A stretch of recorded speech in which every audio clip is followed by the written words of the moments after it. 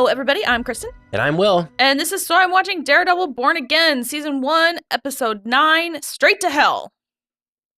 That is what it's called. I'm not making a joke. Frank, Karen, their hearts beating as one. And you squirming on the couch, mad, knowing nothing will happen. Okay. It's my one true wish. You have so much. You've read thousands on thousands of pages of it. I haven't. There's not that much. There's really not that much. It's really upsetting to me. Maybe this will bring it back. Maybe. I've got my fingers really crossed. Okay. Seriously, where do we want to start? Whatever the beginning of this episode was. I don't know, man. You can't do that to me. Well, it's like the immediate aftermath. Matt's in the hospital. Yeah. He wakes up. Heather's there. He wakes up and does a real Ron Weasley. And he's like, Karen? And then everyone is very awkward about it. Obviously, Heather is the one that's there and not Karen. Yeah. Why would Karen be there? Well, he loves Karen. Yeah, but why would she be there right now? I don't know. She heard he got shot? It was this moments later. Well, she is there like the same night. Regardless, Heather seems pretty put out about it, and then he immediately starts talking to Kirsten about how Heather has like a general put out vibe. Yeah, for like the last 5 episodes. Heather's not my favorite. I was like trying to give her like a really wide berth as like a new character and a love interest of Matt. Yeah. And I'm really not, especially after the very end of this episode, I'm really not feeling it. Yeah, I mean to be fair, like Matt's not an easy boyfriend. Of course he's not a low maintenance boyfriend, and obviously he's Daredevil also, and that's like feeding into that. Mm-hmm. So anyway, Matt starts immediately talking to Kirsten about whatever Foggy was working on the night he died. There has to have been like, and she said he was talking about emotion, but it was never filed because he died. And Matt was like, I have to find it. And Heather just keeps on talking to him like he's had a mental breakdown. You're crazy. He's speaking very clearly. Yeah. He's not slurring his words. He's like, he seems like he's like just woken up and he's a little foggy. And he's on drugs, I'm sure. Yeah, but not like that. No. And so he's very adamant that he needs to find this file, blah, blah, blah, whatever. They're all like, you're talking crazy. It's like very understandable. Well, so for my money, Kirsten is more like, you need to rest. Like, probably just rest. But Heather is like, because even in the last episode, she was like, I'm professionally worried for you. And I'm just like, get out of here.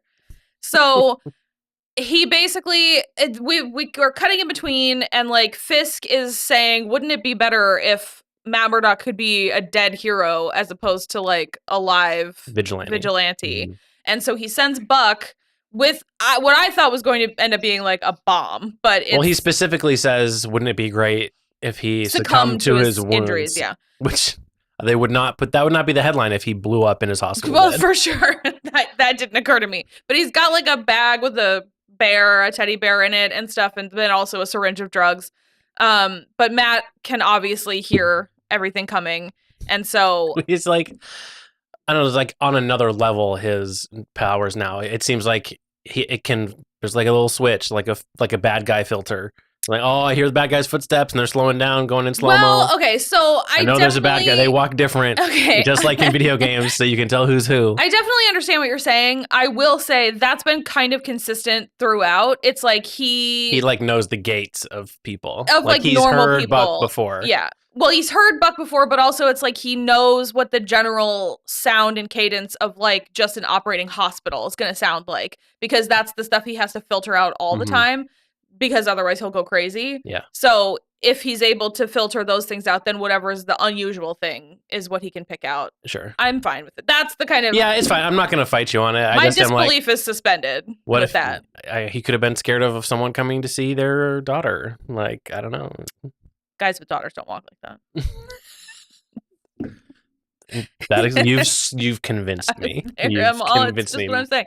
So anyway, Matt obviously knows he's coming, and he escapes first, and then goes to, like you said, literally the first place anybody else would think to check for him, which is his own home. Yeah, his own house. But luckily, where Buck has been.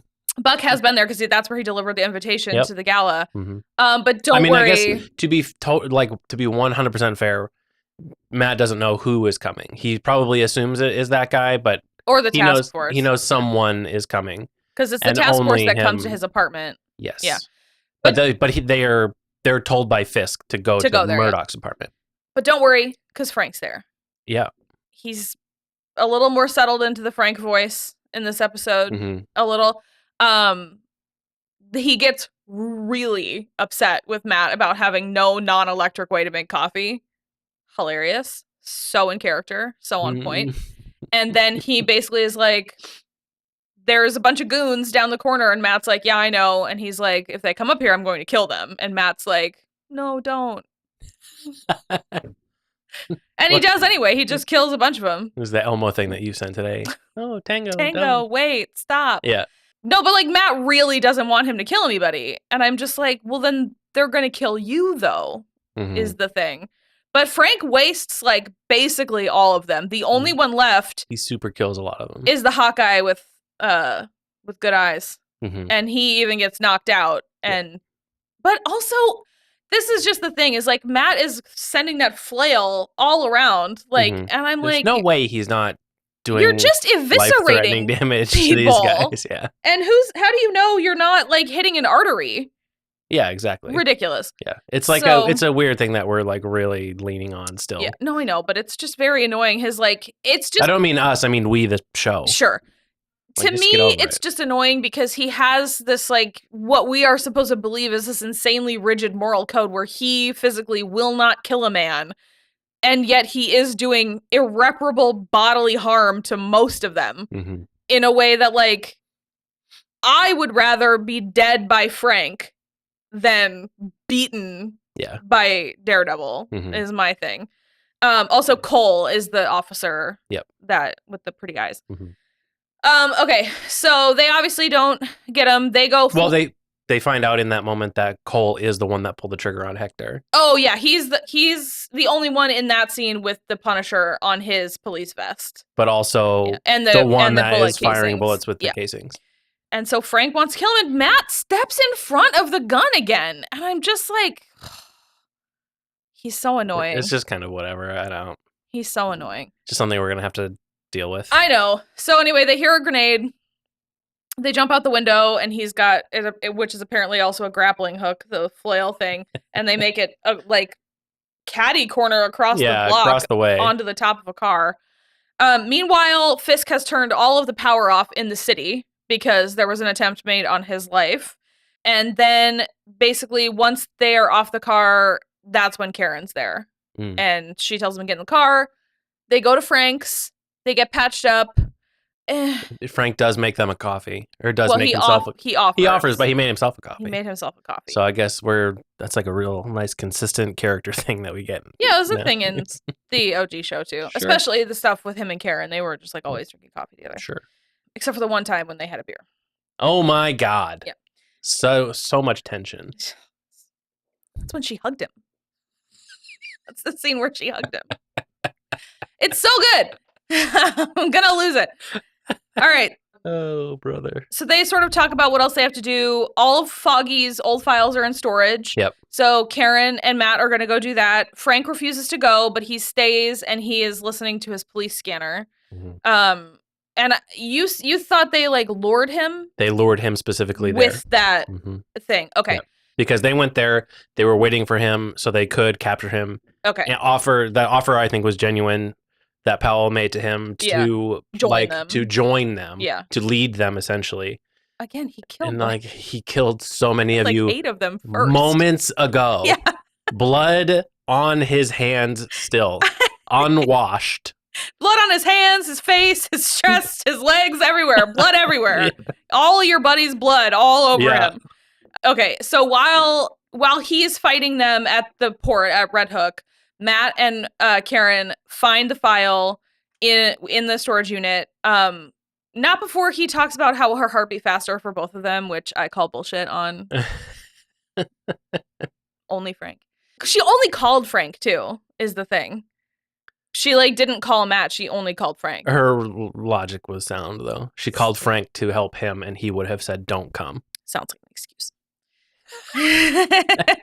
So they find the motion that Foggy was going to file, and it basically says that because of some really old statute, the port of Red Hook is technically a free port and does not fall under the jurisdiction of New York City or America, or the United States. So that's why we've been dealing with going the there so often, and why so much of Fisk's plan has seemed to revolve around that. Port. And apparently, this has been his plan the entire time. It's just he's just been acting for himself.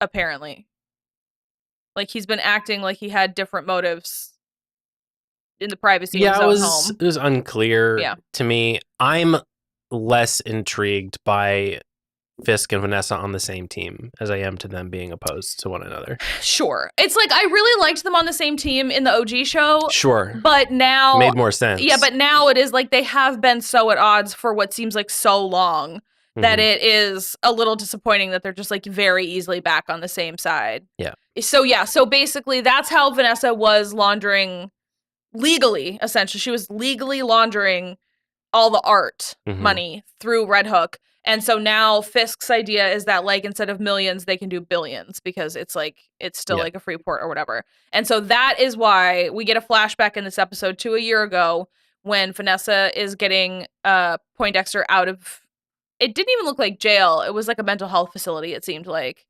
He is pretty heavily secured one. He is clinically, he has clinical brain problems. So he's also like quite a murderer, so. Well, yeah, but he, I mean, it would have probably been like a secure wing, like of a prison, like a mental wing of a prison, or vice versa, like a prison wing of. So that's one thing is like in season 3, if that's even a thing, it probably is like a psych ward section of a hospital. Yeah. So in season 3, we find out that like from childhood, he is like a sociopath or a psychopath. Which I found actually quite interesting. And he was like managing it really well because he had like actually a really good therapist, but then she got cancer and died. And so he had a really bad time. And so that was why she was like, you're going to get a job that has a really strict regimen. And so he went in the army and he got in the FBI and like all of this stuff. And so when all of that started falling apart is when he was able to get like duped and brainwashed by Fisk and like go over there. So anyway, Vanessa did for sure arrange his release. And specifically to have specifically to kill Foggy and the witness. Yeah. And Benny something. Yeah, the witness. So that was nice confirmation. I appreciated that. And it was apparently because Foggy unknowingly uncovered, like he didn't even when he died, he didn't know why. He didn't know that he had uncovered that it was a free port. He thought that it was just a truck robbery that he was doing a case for. Well, yeah, that was not the issue. It was a truck robbery, and he was getting it dismissed because he found out it was a free port. Oh, sure. The problem is that no one should know that, like, even though it is public knowledge, put it shining a light on it harms Vanessa's Correct, yeah. thing. So it's like he didn't know the ramifications, what the ramifications of that would be. He just knew what it was going to do to help his case. Yeah. So, which honestly is like such good lawyering from Foggy. He's like, he was such a good lawyer. I'm still sad. Meanwhile, I was really liking the commissioner. I was really liking him a lot. How are you so fucking dumb? Yeah. I'm like also really unclear on Sheila. Well, she seems to really not be into it, but I think she knew she'd be killed if she went against it. Yeah. But I mean, if Fisk is just like dismissing people, I guess we find out that the people that he would have dismissed they're in cages. It's really, I mean, it's a comic book show. Yeah. Like they have done, at least the original one, I feel like they've kind of like de-comicified them a little bit. And this is so comical in like the most literal sense. Yes. It's so villainous. I agree. And it's not a sharp turn. I've been saying since episode 1 that like we are trucking towards the inevitability of him like being full on Kingpin again. And he is. Like we've definitely watched it happen gradually. It's still like at one guy was one thing. Yeah. Now it's just like so many people in cages. So many people in cages. Oh my goodness. That's the other thing too is like that person, Adam personally wronged him. Yeah. Like in his personal life. Yeah. This is like, I suppose that's why he's dead and they're still alive. Like they're just like political swordsmith or whatever his name is. Swordsman. I keep saying that. I keep thinking he said swordmaster, swordsmith. I keep on thinking it's more complicated than just swordsman. Yeah. Okay, so he's down there. There's lots of people down there. Yep. And I thought they were going to kill Frank, but he is down there in the cage. So the thing back to the commissioner is like, he's talking to Sheila and he's like, I can tell that you're not into this either. I think we should work together. Did we specifically say why we were mad? Sheila literally takes 10 steps out of the mayor's office, and that's where the commissioner is for some reason. And that's where they have this conversation. It's already dumb. And then it's unclear if like Sheila was purposely recording him. Did Sheila record him on purpose and then give that recording to Fisk? Yeah. Or did like Daniel. I have to say his name. Daniel. Yeah. It's because I want to say Michael because that's his real name. Did Daniel like put his phone in her purse or something, knowing that she might incriminate herself or something? And so she basically was like, he was going to go to Albany. He was going to talk to the governor and all kinds of stuff. And she was like, well, I can't go with you, but I can like help you. Yeah, I can put in a good word for you or something. So he goes to get in his car and it's not his normal driver. It's a cop that he knew from when he was a rookie, and he's got a spanking new Punisher tattoo. And instead of driving him where he wants to go, he takes him to the port, and Fisk bursts his head like a grape.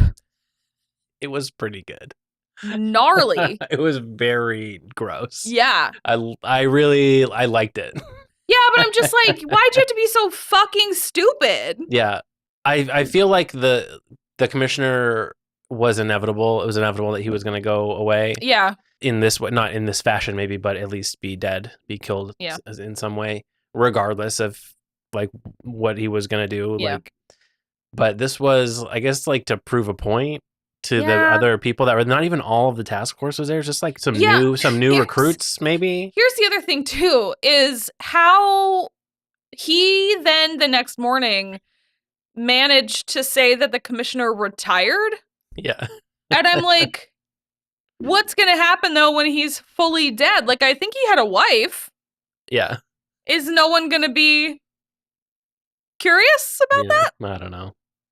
Whatever. I mean, he's done a lot of murders before, and he's out, and now he's a mayor. So I'm not even thinking that that's going to be like what gets Fisk caught. I think it's going to turn into like a, what's his name, John Dillinger or whatever. How he got caught at like the movies because his girlfriend turned him in. Oh, sure. That's his name, right? Mm-hmm. Yeah. I think it's going to be something small that finally gets him. And they've tried to do that before too, but it's like, he is in a very, I could shoot someone on Fifth Avenue and get away with it place because he's been doing that. And so I think it's going to be something slightly different. It's martial law. There's an 8 p.m. curfew. During the night with the blackout, the task force was running around and the people were looting, and a kid grabbed something from a window. And he broke the window. He broke the window and grabbed something. And he did the looting on that one. He was not like, ooh, an open window. Sure, he doesn't deserve to be shot in cold agree. blood and then have his beanie taken down over his eyes and said, "Seize the masked vigilante." Gross. I think that's like in general my biggest problem with the show is that I'm cool with the like abuse of power or like ACAB stuff. I'm like, this was okay. Like my idea, I still like better. I was like, I wanted to be done with certain things earlier. Like I didn't want to see Muse again until next season. Sure. I wanted the rest of this one to wrap up. Just like this fucking task force thing. Because now the next 9 episodes of this is going to be wrapping up this task force thing nonsense again. So because he's like at the beginning too, he was like, no more body cams and like no more accountability and just like shoot first and ask questions later. And this whole like initiative he's putting out is they basically are like, it makes stop and frisk look like daycare. Yeah, it's just very frustrating. I just get it. Like I'm on board with like this idea. They sold me on it. They hired the guy with the face most able to sell me in an immediate fashion. No, 100%. And the other thing too is like Powell. Powell, yeah. No, I know. I knew you were okay. yeah. Well, you just keep talking about this one guy's pretty eyes. He's got pretty eyes. I know, he's a handsome guy.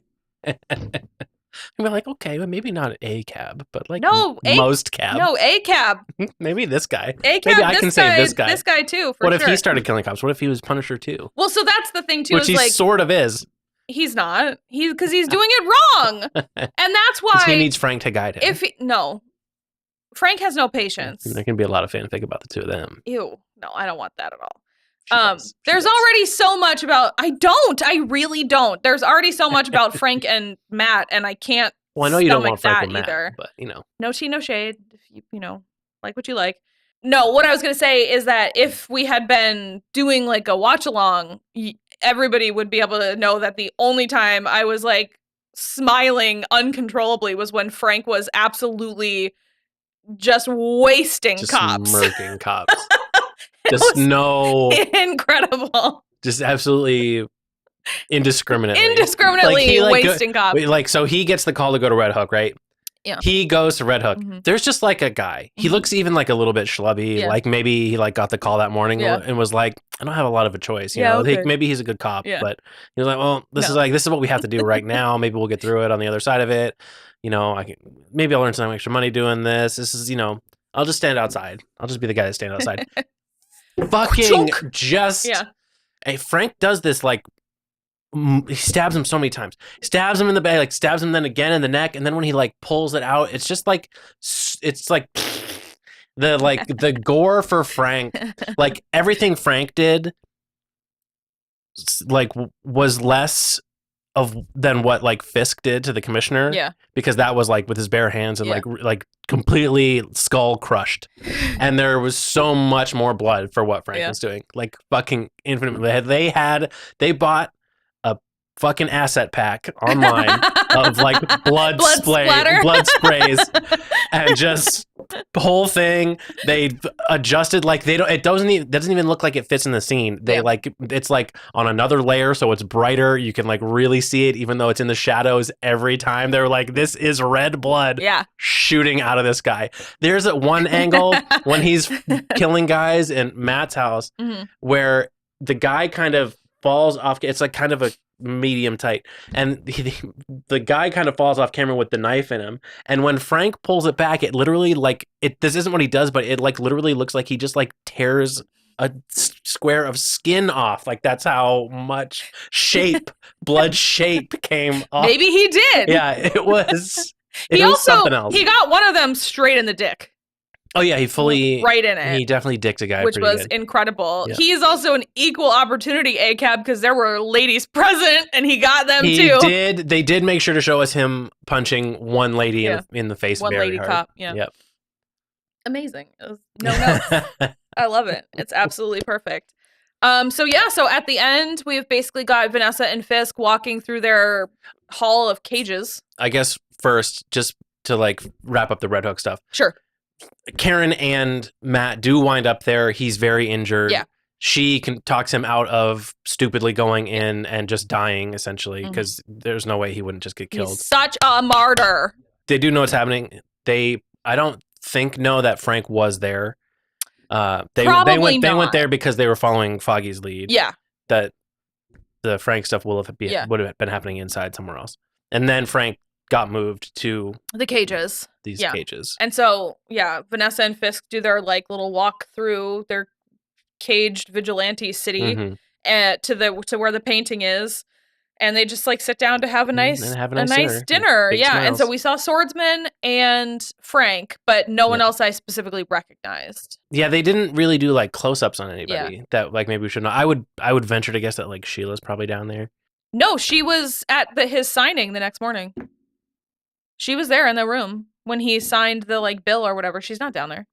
They were kind of being dismissive of her, but she was like still in the circle. Oh, okay. Yeah, she was definitely there. Daniel pushed her to the side because she was trying to say something to Fisk, but yeah. Sure. And so then that's basically it. Matt and Karen are in the back room of Josie's, and she's like, we can really do this. Like, we just have to, kumbaya, blah, blah, blah, whatever. And then they open the back room doors and it's like Josie's there because it's her place, obviously. But then Detective Angie Kim is there. Cherry's there. And then like a smattering of other cops that seem like they're still on the up and up. So they are going to create their own task force of red shirts, I'd imagine. Yeah. At least that small group of cops, they're not going to be around long, I suspect. Did he, in that moment, like reveal himself to them? Well, his like real identity.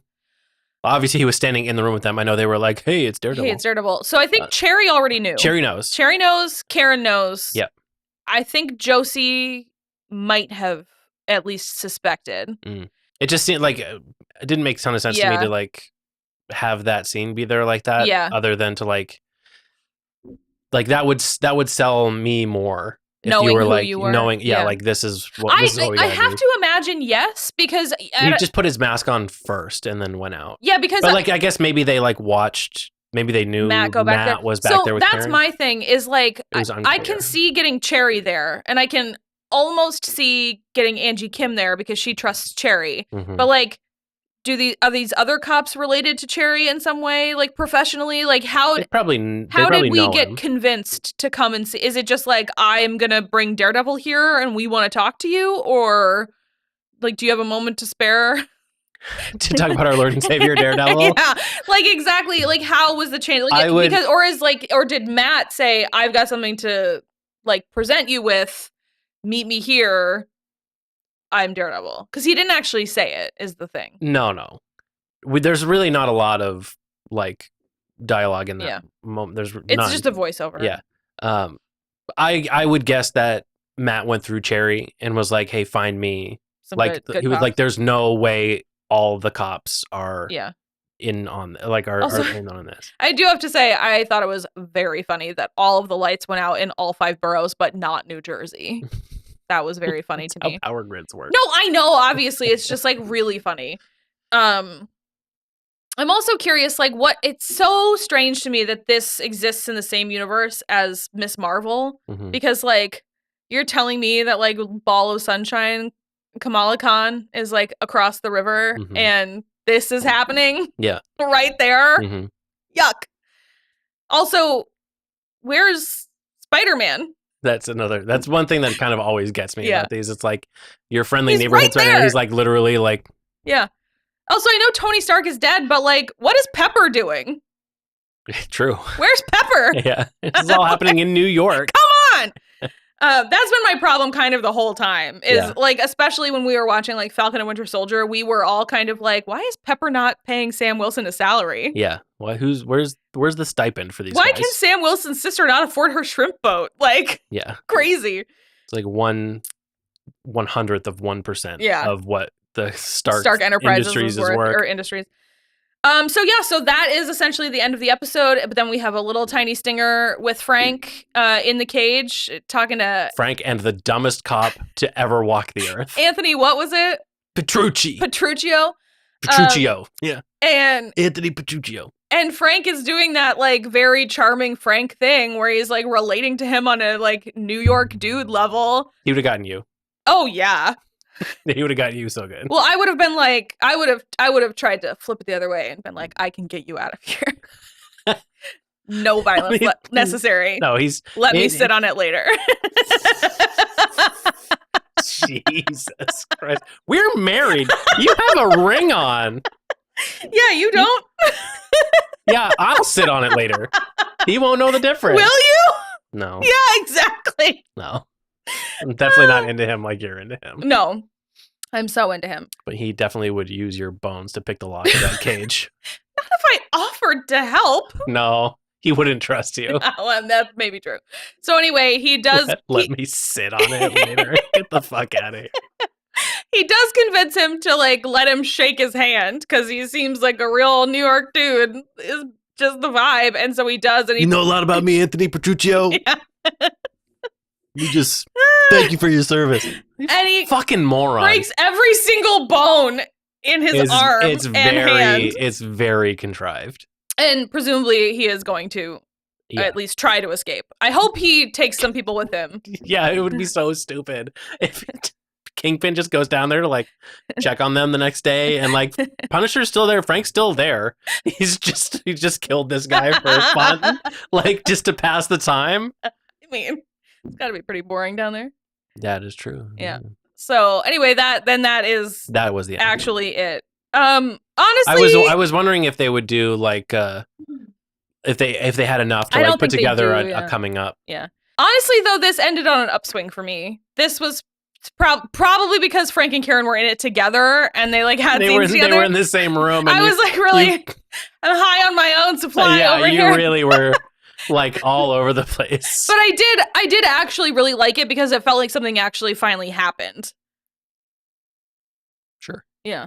Like I do feel like we're in the middle of a story, but we definitely had a big forward push. Yeah. We had to Heather also accepted the like, I don't know, czar of mental health position for Fisk's cabinet. Do you get a cabinet as a mayor?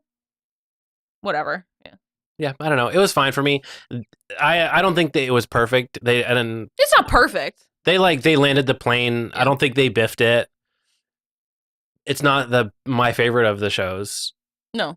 But it was watchable and pretty good. There's some really good episodes mixed in. This one was decent. There was like a lot going on to try to like get to a point where we could cut things off, like get everything set up for the next season. Sure. Well, and for my money, it's really like, obviously I was very sad to lose Foggy, but like the fact that Frank and Karen both survived the season is a big win for me. I'm surprised. It is. And at this point, it would be like wouldn't make sense to me to keep them alive for this long just to like kill them off. Then in the next even in the next half of this season. Yeah.